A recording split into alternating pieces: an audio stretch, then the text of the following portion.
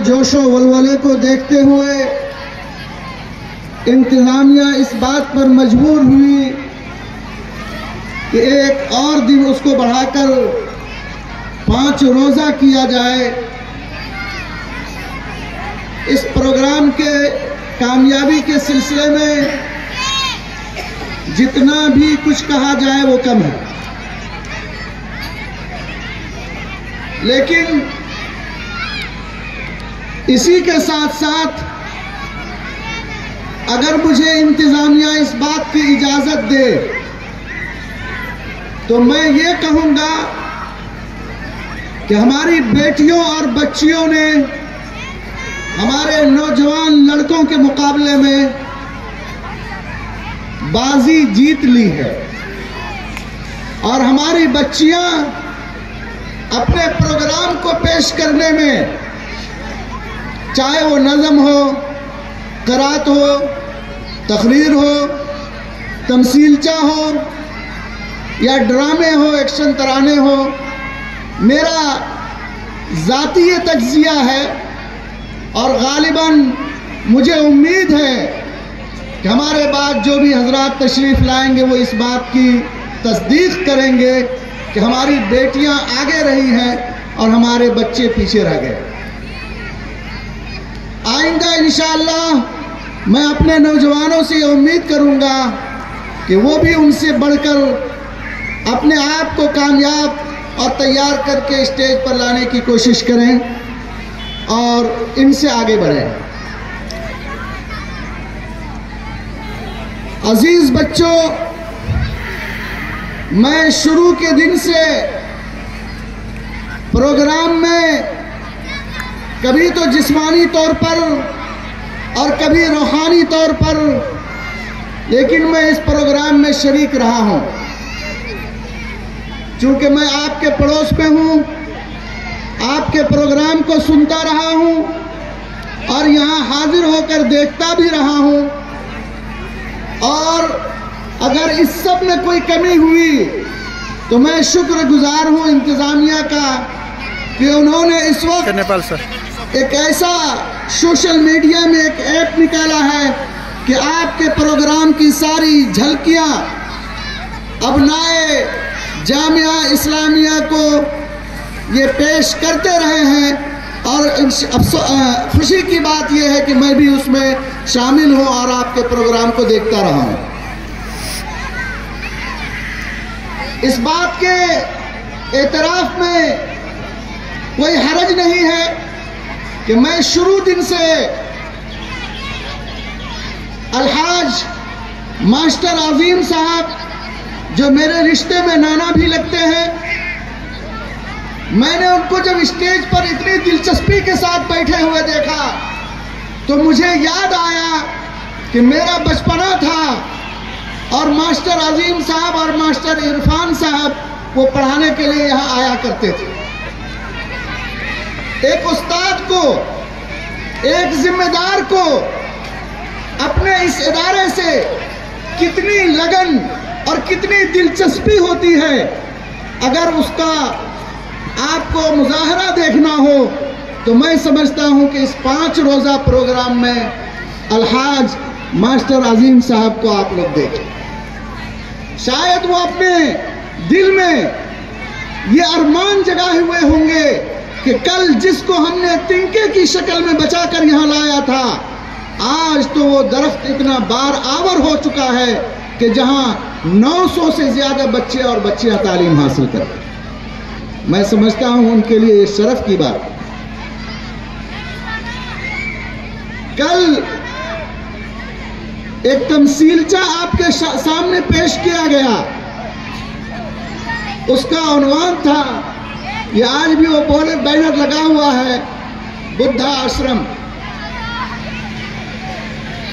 जब ये बैनर लगाया जा रहा था तो पीछे डॉक्टरों की एक भीड़ थी।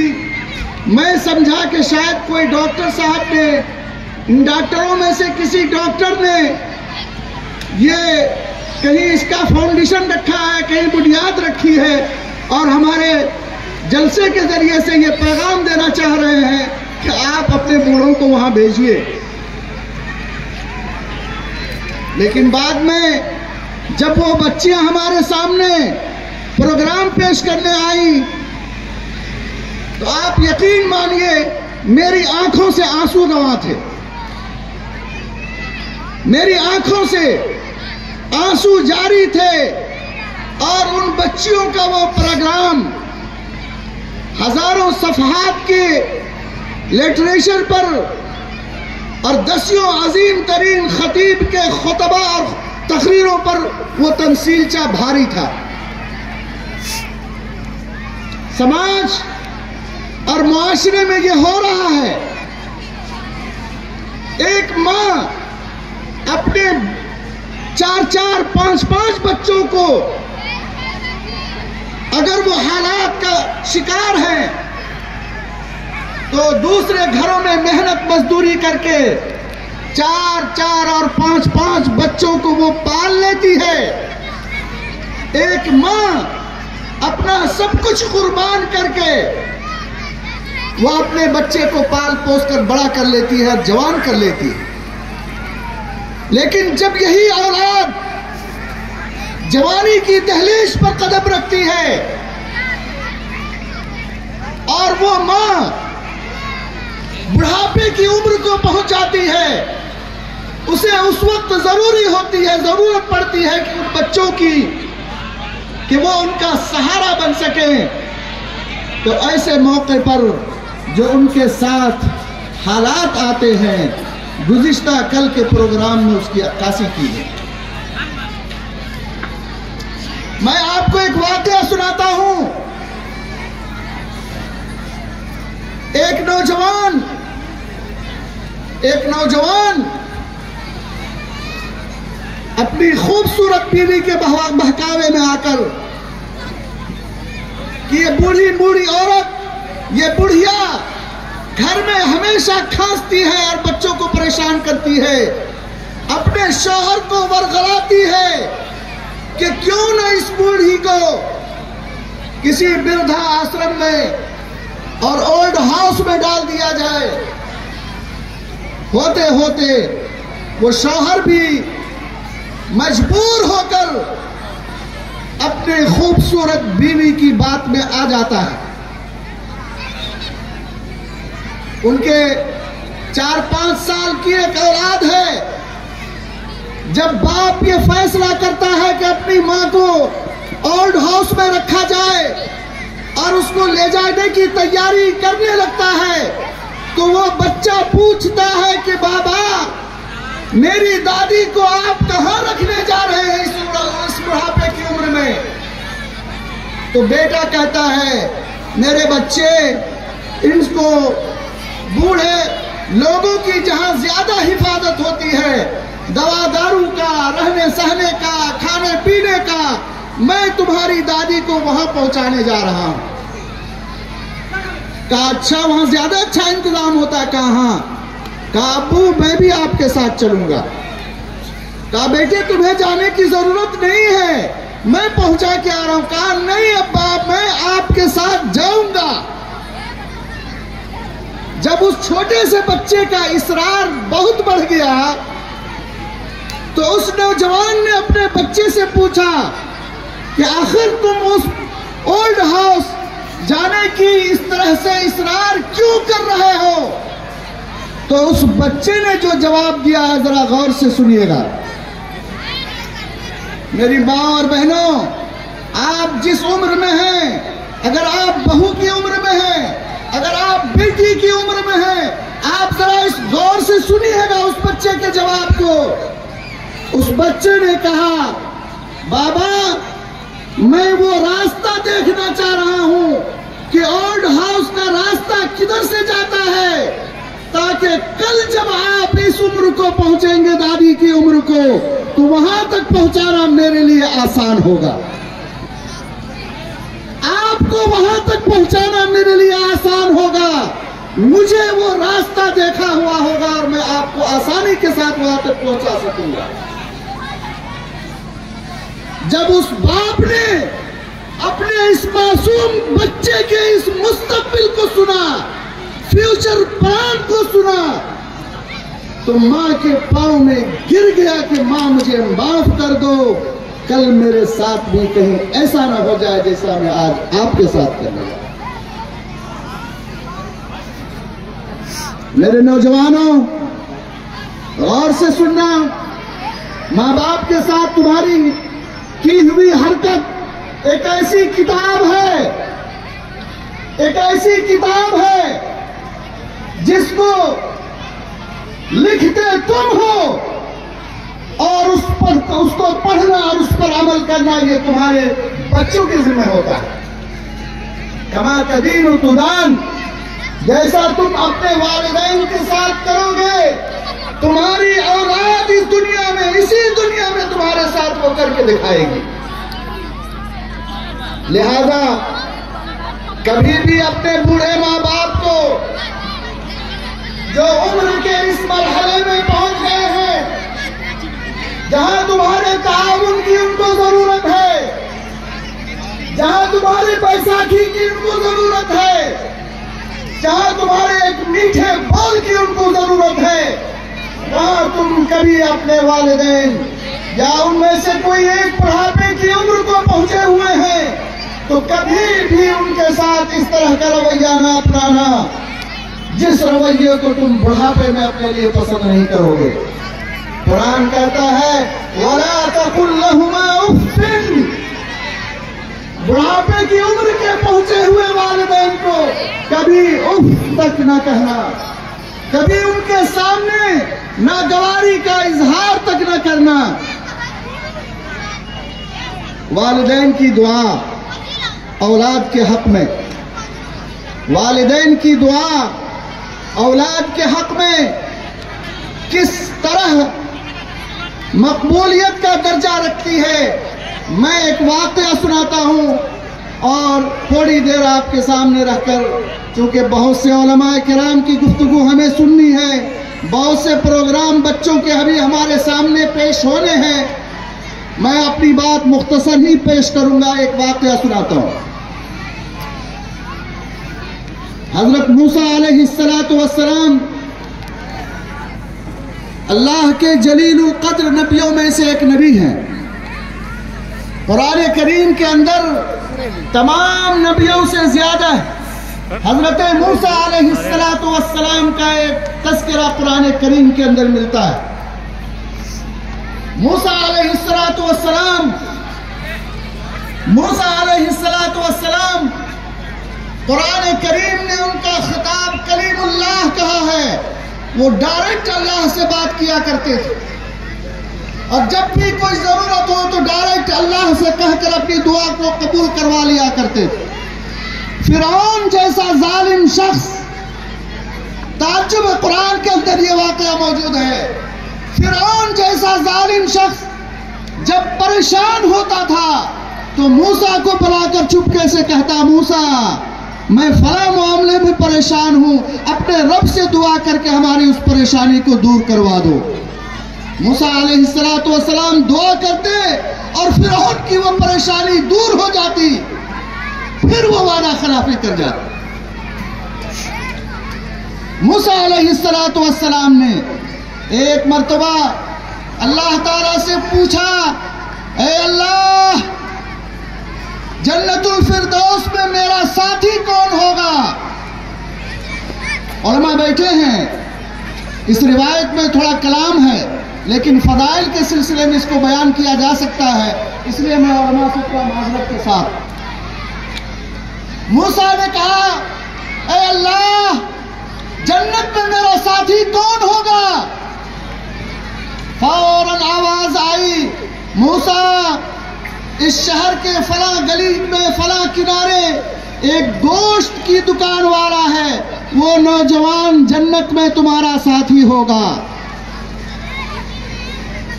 موسیٰ علیہ السلام کو فکر لاحق ہوئی کہ وہ کون نوجوان ہے، کیا اس کے اعمال ہیں، کتنا بڑا پہنچا ہوا وہ بزرگ اور پیر فقیر ہے جو جنت میں میرا ساتھی ہوگا۔ موسیٰ علیہ السلام اس نوجوان کی تلاش کرتے ہوئے پہنچے، دیکھا تو وہ گوشت کاٹ رہا، بیچ رہا۔ گھنٹوں موسیٰ علیہ بیٹھے رہے کہ کوئی ایسی چیز اس کی نظر آئے جو اس بات پر دلالت کر رہی ہو کہ یہ جنتی ہے۔ موسیٰ علیہ السلام کو کوئی بات نظر نہیں آئی۔ شام تک انتظار کرتے رہے، دکان بند کی اس نوجوان نے، تھوڑا سا گوشت اپنے گھر کے لیا اور چلنے لگے۔ موسیٰ نے کہا اے نوجوان، میں آج تمہارا مہمان بننا چاہ رہا ہوں، موسٹ ویلکم، آئیے چلیے میرے ساتھ۔ موسیٰ علیہ السلام اس نوجوان کو نہیں جانتے تھے اور وہ نوجوان شکلاً موسیٰ علیہ السلام کو نہیں جانتا تھا، لیکن یہ جانتا تھا کہ موسیٰ نام کے ایک نبی ہیں۔ ایسا ہو سکتا ہے؟ موسیٰ علیہ السلام جب اس کے گھر پہنچے تو اس نوجوان نے اپنی بیوی کو وہ گوشت دیا، کہا جلدی کھانا بناؤ، اور انہوں نے اپنی بوڑھی ماں کو جو بہت ہی زیادہ عمر دراز تھی، چل پھر نہیں سکتی تھی، اس کو صاف ستھرا کیا، دوسرا کپڑا بدلا، اتنی دیر میں کھانا تیار ہوا۔ وہ نوجوان اپنی ماں کے منہ میں ایک لقمہ ڈالتا ہے اور وہ لقمہ کھانے کے بعد وہ بوڑھیا ماں اس نوجوان کو دعا دیتی ہے کہ اے میرے بیٹے، اللہ تمہیں جنت میں موسیٰ کے ساتھ رکھے۔ وہ جب اپنی ماں کے منہ میں لقمہ ڈالتا ہے، وہ کھانے سے فارغ ہوتی ہے اور کہتی ہے میرے بیٹے، اللہ تمہیں جنت میں موسیٰ کے ساتھ رکھے۔ موسیٰ علیہ السلام نے پوچھا اے نوجوان، یہ کیا کہہ رہی ہے تمہاری ماں؟ کہا دماغ اس کا گڑبڑ ہے، میں اس کی خدمت کرتا ہوں، میں اس کا وفادار ہوں، میں ہر طرح سے اسے خوش کرنے کے لیے کوشش کرتا ہوں، اور یہ مجھے دعا دیتی ہے کہ جنت میں تمہارا ٹھکانہ موسیٰ علیہ السلام کے ساتھ ہو۔ کہاں وہ جلیل القدر نبی اور کہاں میں ایک معمولی گوشت کا کاروبار کرنے والا، کیا میں موسیٰ کے ساتھ جنت میں جا سکوں گا؟ یہ میری ماں جو ہے وہ بڑبڑا رہی ہے۔ موسیٰ نے کہا کہ نہیں، یہ تیری ماں ہے، اور خوشخبری سن لو، اللہ نے تمہاری ماں کی دعا قبول کر لی، میں موسیٰ ابن عمران ہوں، اللہ نے مجھے تمہارے پاس بھیجا ہے یہ خوشخبری سنانے کے لیے کہ تو نے ماں کی خدمت کی ہے اور اس کے صلے میں اللہ نے تمہیں جنت میں جگہ دی۔ نوجوانوں، یہ ہے ماں کی خدمت کا صلہ، یہ ہے ماں کی خدمت کا صلہ، جسے تم یہ کہہ کر کے، صرف اتنا سمجھ کر کے کہ اب وہ بیچاری بڑھاپے کی عمر میں کھانس رہی ہے، جا بے جا تمہارے بیوی کو اور اپنے بہو کو تنگ کر رہی ہے کہ یہ لاؤ اور یہ لاؤ، اس کی وجہ سے تم اپنے ماں کا دل دکھاتے ہو۔ حضرت علقمہ نامی ایک زبردست صحابی ہیں، ماں کا دل دکھا بیٹھے ہیں، تہجد گزار ہیں، پانچوں وقت کے نمازی ہیں، اللہ کے رسول صلی اللہ علیہ وسلم کی مجلس میں اٹھا بیٹھا کرتے ہیں۔ صحیح حدیث میں یہ واقعہ ہے، میں نے کئی دفعہ یہ واقعہ سنایا حضرت علقمہ رضی اللہ تعالی عنہ کا۔ ماں اس کی ناراض ہے، ماں اس کی ناراض ہے، وہ تہجد گزار ہے، نماز کے پابند ہے، اللہ کے رسول صلی اللہ علیہ وسلم کی مجلس میں اٹھتے بیٹھتے ہیں، لیکن اچانک بیمار ہوئے اور آخری وقت آیا، کلمہ نصیب نہیں ہو رہا۔ اللہ کے نبی صلی اللہ علیہ وسلم تشریف لائے اور اس کی ماں کو منایا، جب ماں راضی ہوئی تو کلمہ نصیب ہوا، اور اللہ کے نبی صلی اللہ علیہ وسلم نے فرمایا اگر یہ اس کی ماں یہ بوڑھیا ناراض رہتی اور یہ اسی حالت میں مر جاتا تو علقمہ جہنم میں جاتا۔ اللہ اکبر۔ ہم لوگ اپنے ماں باپ کا دل دکھا دیتے ہیں اور اس کا احساس تک نہیں کرتے۔ کوشش کیجئے کہ یہ جو ہمارے سامنے کل تمثیلچہ پیش کیا گیا ہے، یہ ہمارے سماج کے اندر، کبھی بھی ہمارے معاشرے کے اندر یہ بیماری ایسی نہ آنے پائے کہ ہمارے والدین، ہمارے ماں باپ کا مقام و مرتبہ ہماری نظروں میں گر جائے اور ہم اپنی دنیا کو بھی بگاڑ لیں اور آخرت کو بگاڑ لیں۔ میرے محترم بزرگوں اور دوستوں، اب یہاں سے میں اپنی گفتگو کا رخ تھوڑا سا بدلوں گا اور مختصر سا آپ کا وقت اور لوں گا۔ کل ایک ڈاکٹر صاحب، کل ڈاکٹروں کی بھیڑ تھی ماشاءاللہ، میں مبارکباد دوں گا انتظامیہ کو کہ ماشاءاللہ پہلے دن کا پروگرام بہت ہی کامیاب رہا، اس ناحیے سے کہ یہاں کے جو سب سے اونچے عہدے کے ذمہ دار تھے وہ تشریف لائے۔ بس ایک معمولی سی چوک ہم لوگوں سے یہ ہوئی کہ ہم اپنا مطالبہ ان کے سامنے نہیں رکھ سکے۔ اگر مجھے 1 منٹ کا موقع ملتا تو میں ان کے سامنے یہ مطالبہ ضرور رکھتا کہ ہمارے جامعہ اسلامیہ کے فارغین کو مستقبل میں سرکاری عہدے اور سرکاری ملازمت کا آپ اس کی گارنٹی دیجئے، ہمارے سرٹیفکیٹ کو ایسی اہمیت دیجئے کہ ہمارے جامعہ کے جو فارغ اور فارغات ہوں ان کو ان کو یہ دیا جائے، چانس دیا جائے کہ سرکاری ملازمت میں بھی ہماری نمائندگی ہو سکے۔ ہم یہ بات ان سے نہیں منوا سکتے، لیکن اس بات پر ہمیں خوشی ہے کہ ہمارا جو پیغام یہاں کے ذمہ داروں تک پہنچنا چاہیے تھا، الحمدللہ بہت اچھے انداز میں پہنچ گیا کہ یہ ملک مسلم نوجوانوں اور مسلم کمیونٹی کے بغیر نہیں چل سکتا۔ یہ مکھ منتری کا جملہ تھا، میں سمجھتا ہوں کہ یہ جملہ سب کو یاد ہوگا کہ اس ملک کی خوشحالی اور اس ملک کی ترقی کے لیے مسلم کمیونٹی کا ہونا لازمی اور ضروری ہے، تبھی یہ ملک ترقی کر سکتا ہے۔ اگر وہ یہاں نہیں آتے تو شاید ان کے اندر یہ پیغام پہنچانے کا جذبہ ان کے اندر پیدا نہیں ہوتا۔ گزشتہ کل ڈاکٹروں کی ایک بھیڑ تھی، کئی ڈاکٹروں نے اپنی بات رکھی، ان میں ڈاکٹر شیام کمار رونیار،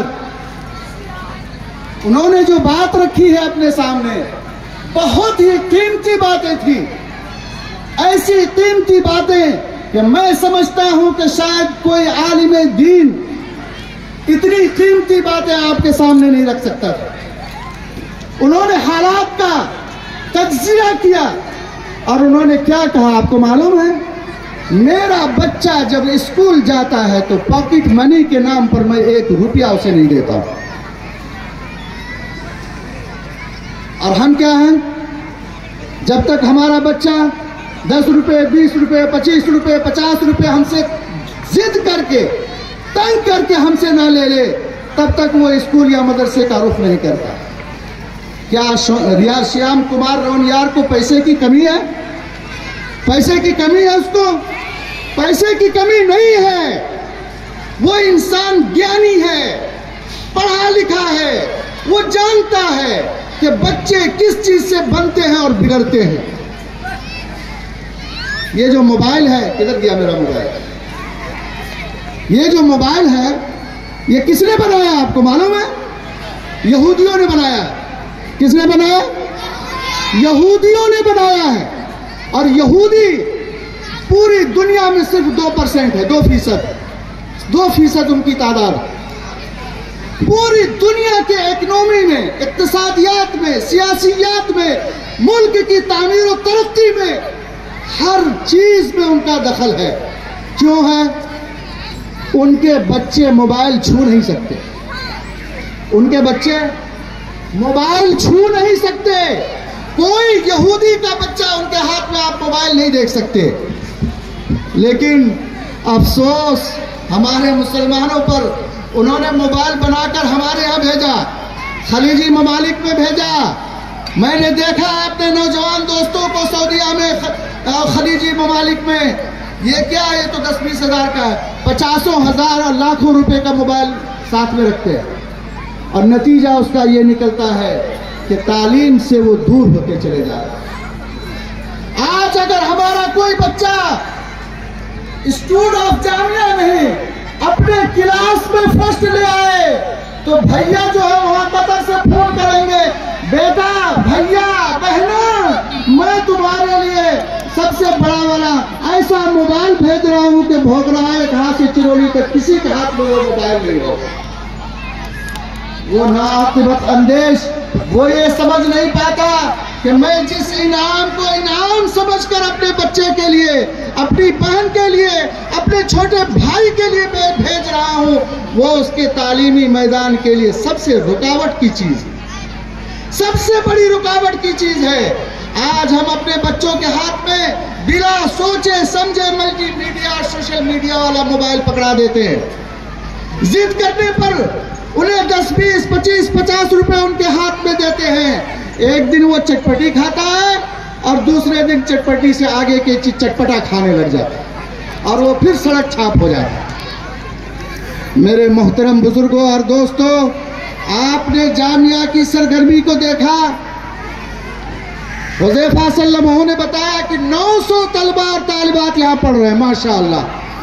اگر 900 بچے کے گارجین یہ طے کر لیں کہ ہفتے میں ایک دن چائے اور ایک پیالی چائے اور ایک کھلی پان کا پیسہ ہم اس جامعہ میں نظر کریں گے، اگر آپ یہ طے کر لیں تو انشاءاللہ میں امید کرتا ہوں کہ جامعہ اسلامیہ بھوکراہا کو اقتصادی اور مالی بحران سے نکالنے میں آپ کا ایک کپ چائے اور آپ کی ایک کھلی پان کافی ہو جائے گا انشاءاللہ۔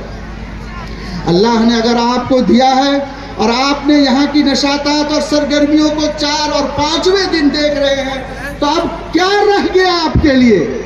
کون سی جھلک اور آپ دیکھنا چاہ رہے ہیں؟ اتنے تیار شدہ بچوں اور بچیوں کا پروگرام آپ نے دیکھا، اب آپ کے لیے کوئی عذر باقی نہیں رہ جاتا کہ اللہ نے اگر آپ کو دیا ہے اور یقیناً دیا ہے۔ آج سے 25 سال پہلے کا بھوکراہا جس کو ہم لوگوں نے بچپنے میں دیکھا، آج کے اس بھوکراہا کے مقابلے میں اگر دونوں کا تقابل کیا جائے تو میں نہیں سمجھ سکتا کہ اس کو کون سا صومالیہ کا نام دیا جائے کہ ہرزے گوبندیا کا نام دیا جائے۔ الحمدللہ آج ہمارے علاقے میں، ہمارے اس گاؤں میں، بھوکراہا میں الحمدللہ اتنی خوشحالی ہے کہ آپ اپنی جیب سے، اپنی کمائی سے اگر اس جیسے ادارے کی دامیں درمیں، اور میں نے تو آپ کے سامنے ایک پرستاؤ رکھا کہ صرف ہفتے میں ایک پیالی چائے اور ایک کھلی پان کا پیسہ آپ یہاں تشریف لائیں، آپ خود پہنچائیں، آپ کے دروازے پہ کوئی یہاں کا مندوب نہ جائے، آپ کے اندر یہ جذبہ ہو کہ یہ دینی ادارہ اگر چلنا ہے اور اسے چلنا چاہیے تو آپ کی مٹھی اور ہماری مائیں اور بہنیں مٹھیاں نکالنے میں بخالت سے کام نہ لیں۔ آپ کے ہاں 1 کلو چاول پکنا ہے، آپ 1 کلو چاول نکالیے اور ایک مٹھی اس میں سے نکال کر ایک مخصوص ڈبے میں رکھ دیجئے، اور جب جامعہ کا نمائندہ وہ بیچارہ ٹھیلے والا جاتا ہے آپ اس کو خوش دلی کے ساتھ دیجئے۔ اللہ آپ کو توفیق دے تو کبھی اس کو بٹھا کر چائے پلائیے کہ میری اس مٹھی سے تم اس مدرسے کا تعاون کر رہے ہو جہاں سے قال اللہ قال الرسول کی صدا بلند ہو رہی ہے، جہاں فلسطین اور بیت المقدس کے خلاف اس کے اتحاد اور اس کی بازیابی کے لیے نوجوانوں کے دلوں میں باتیں ڈالی جا رہی ہیں۔ اگر آپ کے لیے آپ کی کاوش سے، آپ کی محنت سے اگر ایک مٹھی چاول یہاں پہنچ جائے اور اس چاول کے لانے والے کی آپ تکریم کر دیں، ایک پیالی چائے اگر آپ ان کو اپنے گھر میں پلا دیں تو یقیناً اس کارواں میں آپ بھی شامل ہو جائیں۔ اللہ تعالیٰ نے آپ کو خوشحال بنایا ہے تو اس خوشحالی کا اظہار اگر آپ اس جیسے دینی ادارے میں نہیں کریں گے تو کہاں کریں گے؟ یہ بتائیں۔ کل کئی مقررین کے اس طرف جانب توجہ دلائی تھی کہ قیامت کے دن اللہ تعالیٰ جو 4 سوالات پوچھیں گے اس میں سے ایک سوال یہ بھی ہوگا کہ مال تم نے کہاں سے لایا اور کہاں خرچ کیا۔ اگر آپ نے کمایا ہے، اللہ نے آپ کو دولت دی ہے، تو میں سمجھتا ہوں میری ناقص رائے یہ ہے کہ اس سے بڑا اور اس سے عمدہ اور کوئی میدان نہیں ہے جہاں آپ اپنی گاڑھی کمائی کو لگا سکیں۔ آپ خود پہنچائیں، آپ اس کارواں میں شامل ہو کہ یہ ادارہ دن دگنی اور رات چوگنی ترقی کر سکے۔ مجھے لگتا ہے کہ میں نے کچھ زیادہ وقت لے لیا، میں اپنی بات کو یہیں ختم کرتا ہوں اور پھر سے نوجوانوں کو یہ کہنا چاہتا ہوں کہ نوجوانوں، تم قوم کا ایک عظیم سرمایہ ہو۔ اگر تم سڑکوں پہ آ کر سڑک چھاپ بن گئے تو پھر اس امت مسلمہ کا کوئی پرسان حال نہیں ہوگا۔ تم اللہ کے واسطے دین سے لگ جاؤ، دینی امور سے وابستہ ہو جاؤ، دینی مقاصد کو اپنے سامنے لگ جاؤ۔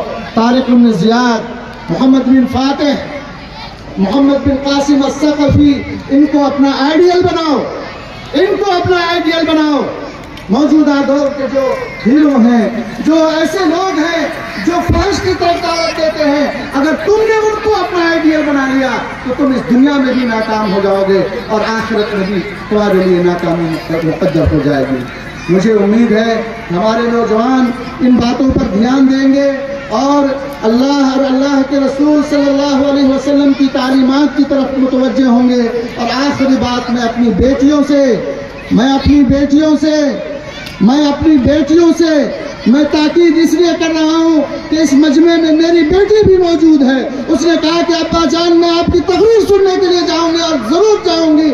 میں آپ سبوں کو اپنی بیٹی سمجھ کر یہ کہہ رہا ہوں کہ میری بیٹیوں، موبائل سے اپنے آپ کو دور کر لو۔ شیطان ہے یہ، سب سے بڑا شیطان ہے یہ۔ اس سے تم اپنے آپ کو تھوڑی دیر کے لیے دور کر لو، چند سالوں کے لیے دور کر لو۔ انشاءاللہ تم اپنے ماں باپ کا نام روشن کرنے والی بنو گے۔ کرو گے ایسا انشاءاللہ؟ اپنے ماں باپ کا نام روشن کرو گے یا اپنے ماں باپ کا نام روشن نہیں کرو گے؟ کیا چاہتے ہو؟ اپنے ماں باپ کا نام روشن کرنا چاہتے ہو؟ اپنے ادارے کا نام روشن کرنا چاہتے ہو؟ اس موبائل سے چند سالوں تک دوری بنا لو۔ جزاکم اللہ خیرا وآخر دعوانا الحمدللہ رب العالمین۔